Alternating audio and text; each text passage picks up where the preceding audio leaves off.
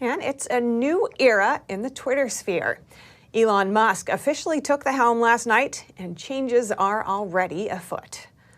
Elon Musk announcing in a tweet Friday afternoon, Twitter will have a content moderation council made up of members with widely diverse viewpoints, and will have to wait till the council convenes before any major changes to content or accounts are made.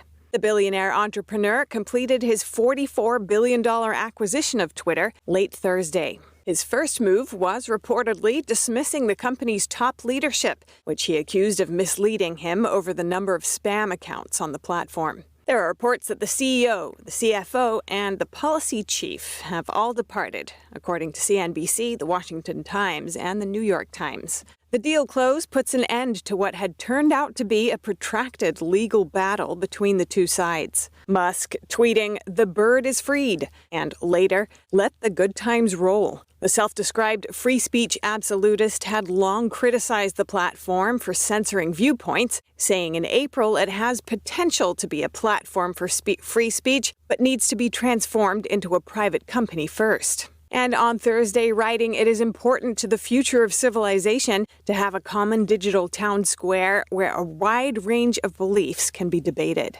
The acquisition stirring speculation about the potential return of censored accounts if bans are lifted, including that of former President Trump, who wrote on Truth Social Friday, "I am very happy that Twitter is now in sane hands." He did not indicate whether he would return if given the opportunity, though he has previously said he'd prefer to stay on Truth Social, which is his own platform.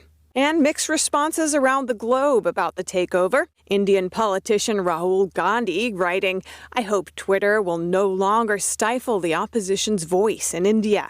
The European Internal Market Commissioner asserting that in Europe, the bird will fly by the EU's rules. And former Russian President Dmitry Medvedev saying, "Good luck, Elon Musk, in overcoming political bias and ideological dictatorship on Twitter." Chief Investment Officer of Forager Funds Management Steve Johnson said, "It's been a heck of a roller coaster, that's for sure, and we're certainly happy from a financial perspective that the deal has closed." And Musk also tweeted earlier this evening, quote, "Anyone suspended for minor and dubious reasons will be freed from Twitter jail."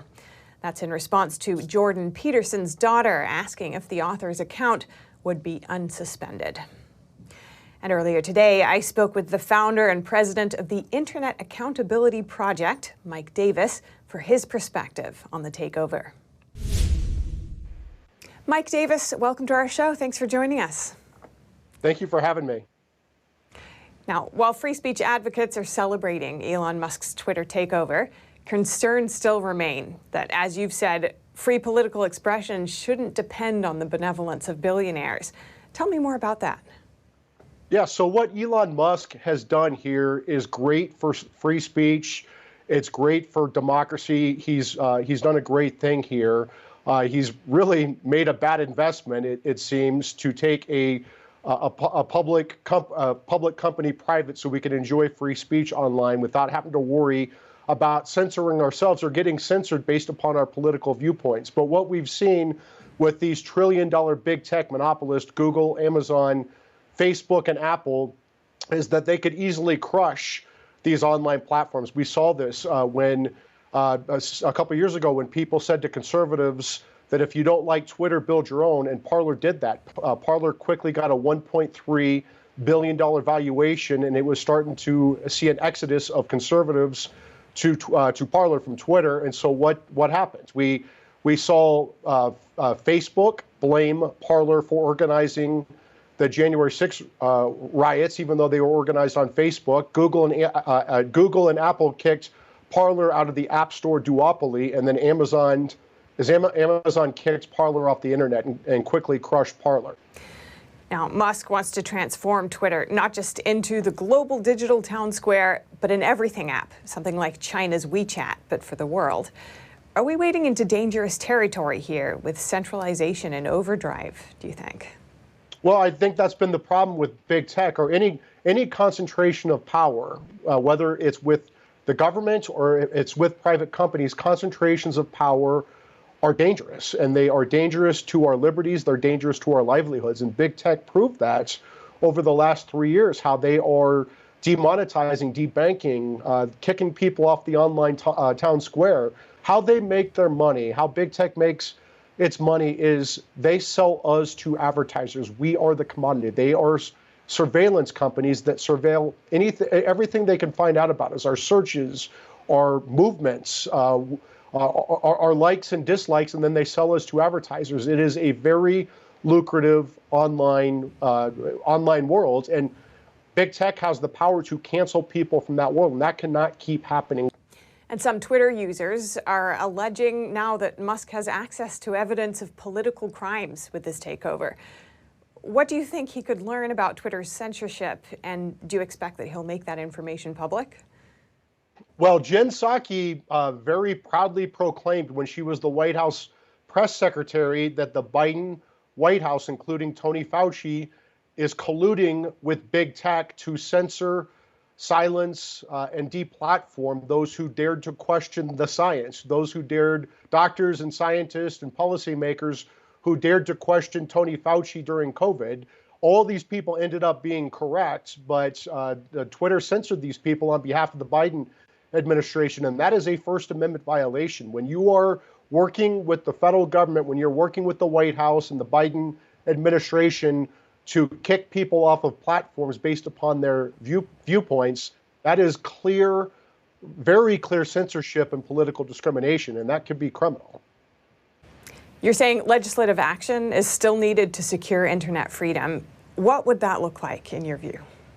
Well, absolutely, it needs to happen. We've had the Sherman Act and the Clayton Act on our books for a century. These are conservative law enforcement measures. They're the opposite of regulation. You are targeting the tumors on the free market. And in order to have a free market, you have to have a functioning market. And when monopolists are using their market power to crush competition, you no longer have a functioning market. You no longer have a free market. And that's where these antitrust laws come in. We need to update these antitrust laws so we can target big tech and we can break up their monopoly power. And there are bills, bipartisan bills, working their way through the House and Senate right now with Congressman Ken Buck, the conservative all-star House member from Colorado, to Senator Chuck Grassley, a conservative populist from Iowa, my former boss. And they are working on bipartisan bills to break up big tech's control, their grip over online information and commerce. And there is a rare closing bipartisan window of opportunity to get this done, even in the lame duck session of Congress after the elections, to get this done where we can finally take the critical first steps to breaking up big tech. And that's the non-discrimination bill. It's a venue bill. It's a state AG bill. It's a filing fee bill. It's a disclosure bill for Chinese subsidies. It's a journalism bill. These are critical first steps to breaking up big tech's market power, their monopoly power over information and commerce. And Republicans need to get on board with this. Again, in order to have a free market, you must have a functioning market. All right. And finally, do you think Musk's Twitter takeover could impact the midterms? And if so, how?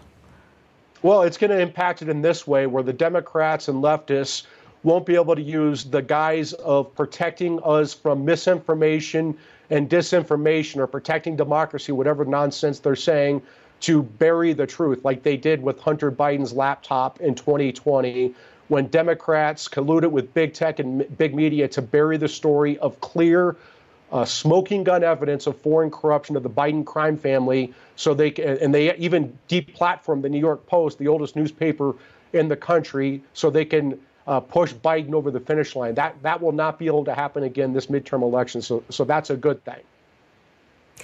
Mike Davis, founder and president of the Internet Accountability Project. Thank you so much. Thank you for having me.